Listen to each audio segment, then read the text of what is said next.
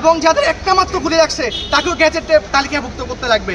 এবং আমাদের সাথে কেন বারবার আমাদেরকে একবার ডিসি অফিস থেকে সিভিল সার্জন অফিস থেকে ডিসি অফিসে এভাবে হয়রানি কেন করা হচ্ছে?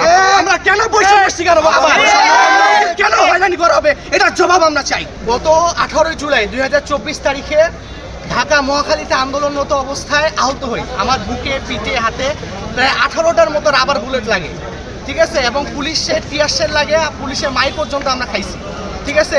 পরবর্তীতে আমাদের হচ্ছে গ্যাজেটভুক্ত হওয়ার জন্য আমি প্রথমে কুরবানি ঈদের পর ঠাকুরগাঁ ডিসি অফিসে ডিসি ম্যাডামের কাছে কাগজপত্র জমা দেয়।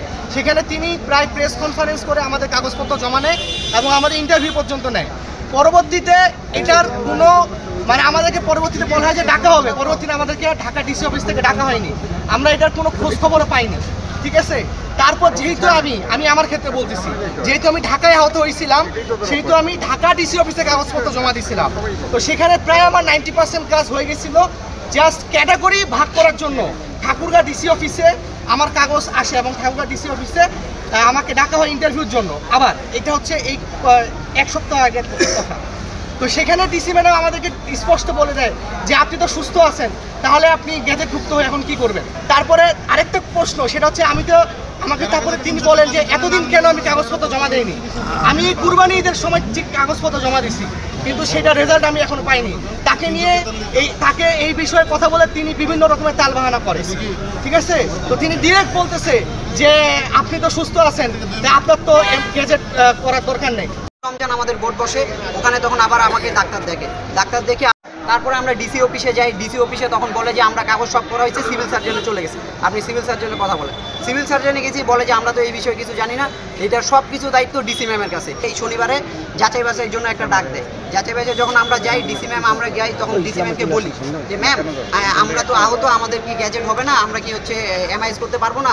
বলে আপনি এখন সুস্থ আছেন, এখন আপনারটা হবে না। এই যে গুলিগুলো এই যে নড়তেছে, আমার বুকের মধ্যে এখনো 19টা আছে, এইটুক হাতের মধ্যেই 6টা গুলি আছে। আপনারা এক্সরে করেন। ডিসি যে আমাকে বললো যে তোমার এখন হবে না, তুমি সুস্থ, উনি কিভাবে আমাকে বললো সুস্থ? উনি কি আমাকে দেখছে? উনি কি ডাক্তার? সিভিল সার্জন বলতো তাও হইতো, উনি কি ডাক্তার? উনি দেখছে আমাকে চিকিৎসা করুক, এখন বোর্ড বসুক, এক্সরে করুক, তারপরে দেখে যদি মনে হয় যে আমি অসুস্থ না, ঠিক আছে, আমাকে এমআইএস কোটা দেওয়া হবে না, তাহলে আমি সুন্দরভাবে চলে যাব। 24শে জুলাই উদ্বোধন হয়েছে, বছর উদযাপন করেছেন। তার বাজেট কত ছিল? 6 লক্ষ টাকা। সেটি কি 6 লক্ষ টাকার অনুষ্ঠান ছিল? আমরা তার হিসাব চাই। আমরা ঠাকুরগাঁওবাসী সেই 6 লক্ষ টাকার হিসাব চাই যে জেলা প্রশাসক মহোদয়, আপনি এই 6 লক্ষ টাকা দিয়ে কি করলেন? এটা আপনার বাজেট নয়, এটা যারা সেদিন আন্দোলন করেছিলেন, রিক্সাওয়ালা, দোকানদার, ছাত্র, সাংবাদিক, সকলের এটা। আমরা তার হিসাব চাই।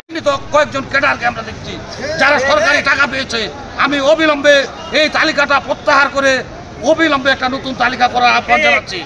পাশাপাশি যারা ঝুলে আছে এমআইএসে, তাদের বিষয়টি একবারে অতি শীঘ্রই 3 দিনের মধ্যে দেখেন, না হলে আমি বলতে চাই বাংলাদেশের যে বৈষম্য বিরোধী ছাত্র জনতা, আপনাদের মতো আমলাদের থেকে দেশকে আজাদিতে আমরা এনে দেব। আমরা আপনার মতো দিল্লি থেকেও আজাদি চাই এই বাংলাদেশে।